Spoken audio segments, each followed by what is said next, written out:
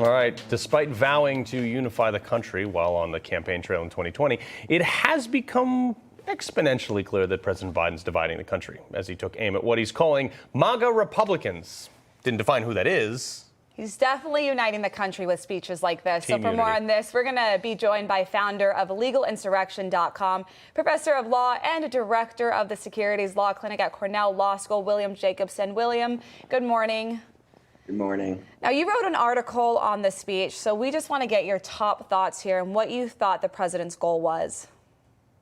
Well, I think they have developed a campaign strategy, which is to turn the country upside down. They don't want to talk about inflation. They don't want to talk about all the economic problems. They don't want to talk about the border. What they want to talk about is Donald Trump and bad Republicans. So this is a deliberate campaign strategy. This is not by chance. And so that's really what you're seeing play out, is the Democrats have decided the way they limit their losses in 2022, or maybe even hold the House, or maybe even hold the Senate, is to make the campaign about evil Republicans as opposed to the problems of the Biden administration. Yeah, that's an interesting point. And then we're going to talk about this a little bit later, but Ben Shapiro has been very open about this.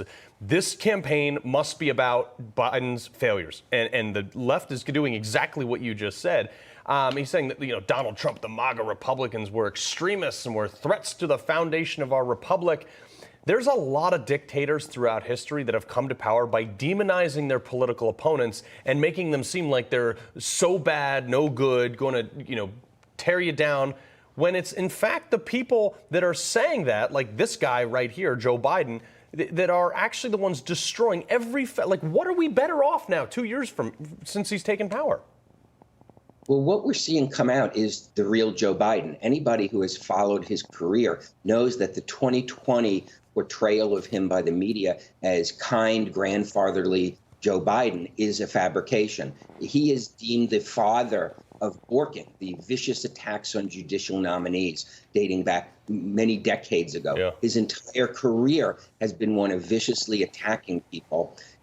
We now know from the Hunter Biden laptop that he sold his office to enrich his family, and his campaign worked with the media to suppress that story. So what we're seeing is the real Joe Biden. Who you saw on that stage the other night is the real Joe Biden. It is not an anomaly. And that's very dangerous when you have a leader who has a career of attacking people, who embraced segregationists when it was convenient for him politically, who now is attacking people who love the country and support the country as if they are somehow the problem. It's a really nasty, vicious sort of thing he's doing, and he needs to be called out on it. Yeah. I have to ask you, what kind of message do you think they were hoping to send to Americans to have him standing with this very ominous dark red background? Yeah. And we showed the photos. They're a little intense. What message were they hoping to get?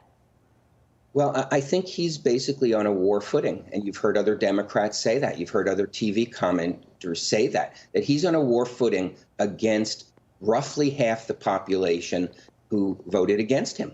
And what he's hoping to do is to motivate his base, that the threat to democracy. Of course, we know that his base and his politicians have denied that Trump was rightly elected in 2016. They denied George Bush was rightly elected. So what he's hoping to do is motivate his base and also hopefully split off some of the independents, the so-called moderates. Well, before you're talking about the threat to democracy, the FBI of all places, these guys marched in there. They took a ton of stuff. They've initially said it was nuclear secrets and there's all this crazy stuff, and now they're saying, well, there's cover sheets. The documents that they took in this raid in Mar-a-Lago, no word yet if there's a special master will be appointed. The judge is not going to rule from the bench. But apparently the FBI has already looked through this stuff and said, hey, you know what? We self-moderated this one. We looked to see if there was any conflict of interest. Everything's good, right?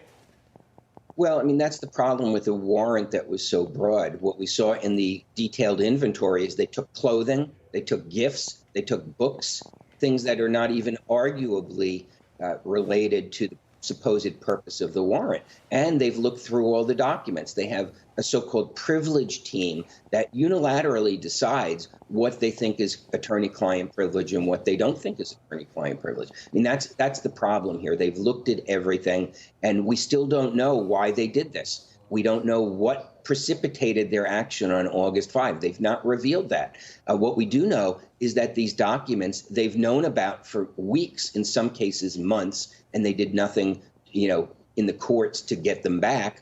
And of course, there's a dispute as to whether former President Trump was entitled to have them or not. For example, we don't know if these documents with classified markings relate to, that Operation Hurricane, Crossfire Hurricane, that Trump explicitly, the day before he left office, declassified those documents. Maybe that's what was in his office, things he, in writing, had already declassified. We don't know the answer to that, but this is all shrouded in secrecy. And it's just a little too convenient for me that this is happening right as the Democrats kick off their campaign to focus everything on Trump.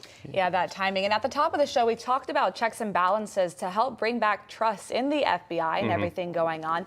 But if they're ruling against the special master, which I assume would help bring back those checks and balances, a neutral party, what's next for the Trump team? Well, I think that they're going to have to address getting back the documents, and they really need to address the leaks from the government. The one thing that I don't believe was argued in court, of course, we didn't have an audio recording, but from press reports, is how is it the government gets to come in and say, this all has to be shrouded in secrecy and sealed, yet they're leaking like a sieve to the New York Times and to the Washington Post. Exactly. Team Trump should go on offensive and force the judge, or not force the judge, ask the judge to force the government to swear under oath whether they have leaked any of this material to the press. That should be a precursor, and I don't think they've done that yet.